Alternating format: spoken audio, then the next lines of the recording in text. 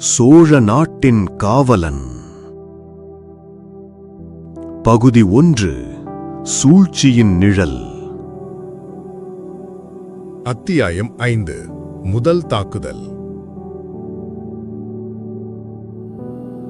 விதி சில நேரங்களில் வேட்டையாடும் மிருகத்தைப் போல பதுங்கி இருக்கும்.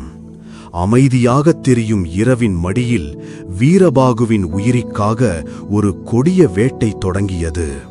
அது வெறும் ஓலைக்கான சண்டை அல்ல, சோழ பேரரசின் எதிர்காலத்தை தீர்மானிக்கப் போகும் ஒரு மாபெரும் சூழ்ச்சியின் முதல் மோதல். அந்த மர்ம வீரன் தன் குருவாளை ஓங்கி வீரபாகுவின் நெஞ்சில் பாய்ச்ச குனிந்த கணம், அதுவரை உறங்குவது போல கிடந்த வீரபாகு மின்னல் வெட்டுவது போல எழுந்தான். அவனது கண்கள் இருளிலும் தீப்பந்தங்களாக ஜொலித்தன. யார் நீங்கள் என்று கர்ஜித்தபடியே அவன் அந்த வீரனின் கையை இறுகப் பற்றினான். திடீர் தாக்குதலை எதிர்பாராத அந்த வீரன் நிலைகுலைந்தான்.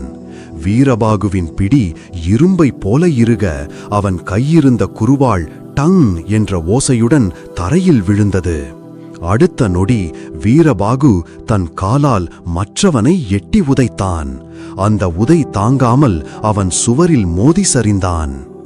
சத்தம் கேட்டு உறங்கிக் கொண்டிருந்த மற்ற பயணிகள் பதறியடித்து எழுந்தனர். என்ன சத்தம் அது? திருடர்களா என்று குழப்பத்தில் கூச்சலிட்டனர். அந்த குழப்பத்தை பயன்படுத்திக் கொண்டு அந்த 2 மர்ம வீரர்களும் சுதாரித்துக் கொண்டனர். அவர்கள் சாதாரண ஆட்கள் அல்ல, நன்கு பயிற்சி பெற்ற போர் வீரர்கள் என்பதை அவர்களின் அடுத்த கட்ட நகர்வுகள் காட்டின.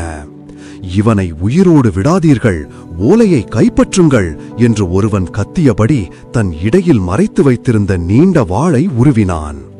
மற்றவனும் தன் வாளை உருவிக்கொண்டான். சத்திரத்தின் உரிமையாளர் ஒரு மூலையில் இருந்து, ஐயோ, என் சத்திரத்தில் இரத்தக்களரியா, யாராவது படையினரை அழையுங்கள் என்று அலறினார். ஆனால் அந்த இருண்ட கூடத்தில் இருவருக்கும் ஒருவனாக வீரபாகு தனியாக நின்றான். அவன் தன் வாளை உருவவில்லை. இவர்களை வீழ்த்த வாள் தேவையில்லை என்று அவன் மனம் கணக்கு போட்டது. இங்கு வாள் சண்டை போட்டால் அப்பாவி பயணிகளின் உயிருக்கும் ஆபத்து நேரலாம். முதல் வீரன் செத்துப்போ என்று கத்தியபடி தன் வாளை சுழற்றி வீரபாகுவின் கழுத்தை நோக்கி வீசினான். வீரபாகு ஒரு தேர்ந்த நடனக் கலைஞனைப் போல சற்றே குனிந்து அந்த வாள் வீச்சிலிருந்து தப்பினான். அவன் குனிந்த வேகத்தில் தன் கையால் தரையிலிருந்த மணலை அள்ளி அந்த வீரனின் முகத்தில்